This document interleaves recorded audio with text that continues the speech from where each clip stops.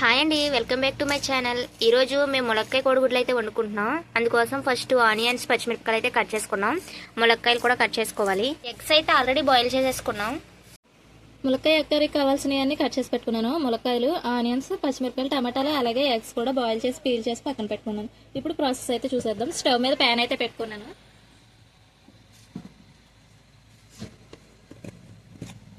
ఇందులో oil add చేసుకున్నాను. Oil అయితే హీట్ అయిపోయింది. మీ దగ్గర పసుపు ఉంటే పసుపు వేసుకోండి. నా దగ్గర పసుపు అయిపోయింది, అందుకే ఎగ్స్ అయితే ఓన్లీ ఆయిల్లో ఫ్రై చేసుకోవాలి.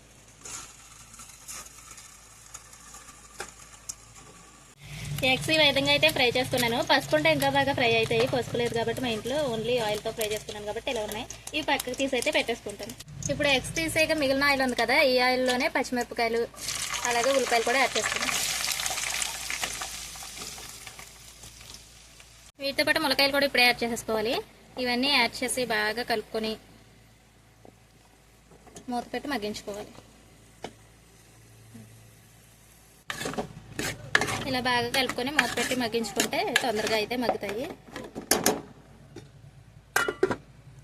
ఈ ములక్కాయలు, ఉల్లిపాయలు అనేవి మూత పెట్టి మధ్య మధ్యలో కలుపుకుంటే ఈ విధంగా ఫ్రై అయ్యే వరకు ఉంచుకోవాలి. చూసారా, గోల్డెన్ బ్రౌనిష్ కలర్లోకి వచ్చింది. ఇప్పుడైతే మనం టమాటాలను అయితే యాడ్ చేసాం. టమాటాలు కూడా యాడ్ చేసేసుకొని బాగా కలుపుకొని టమాటా కూడా మెత్తబడే వరకు మూత పెట్టి మగ్గించుకోవాలి. మూత అయితే పెట్టేసుకున్నాం. ఈ ప్రాసెస్ మొత్తం సిమ్లో పెట్టుకునే చేసుకోవాలి. హై ఫ్లేమ్లో పెట్టినా కానీ కర్రీ అయితే అంత బాగోదు.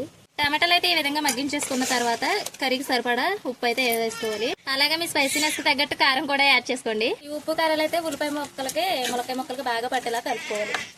అలా ఉప్పు కారం వేసుకొని ఒక 2 minutes అనేది అలా ఉంచుకుంటే ఇదిగో ఆయిల్ చూసారా భలే పొంగుతుంది. ఇప్పుడైతే మనం కర్రీకి సరిపడిన వాటర్ అనేది యాడ్ చేసేసుకోవాలి. ఇలా కర్రీ అంతా ఇలా అడ్జస్ట్ చేసేసుకొని మనం ఆల్రెడీ ముందుగా ఫ్రై చేసి పెట్టుకున్నాం కదా ఎగ్స్, ఈ ఎగ్స్ అయితే ఇందులో యాడ్ చేసేసుకోవాలి.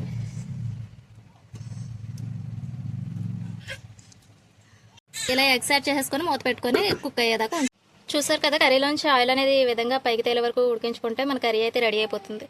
వీడియో నచ్చితే లైక్ చేయండి. అలాగే మన ఛానల్లో కుకింగ్ వీడియోస్ ఉంటాయి. నచ్చితే లైక్ చేసి సబ్స్క్రైబ్ చేసుకోండి. Thank you for watching guys. Bye bye.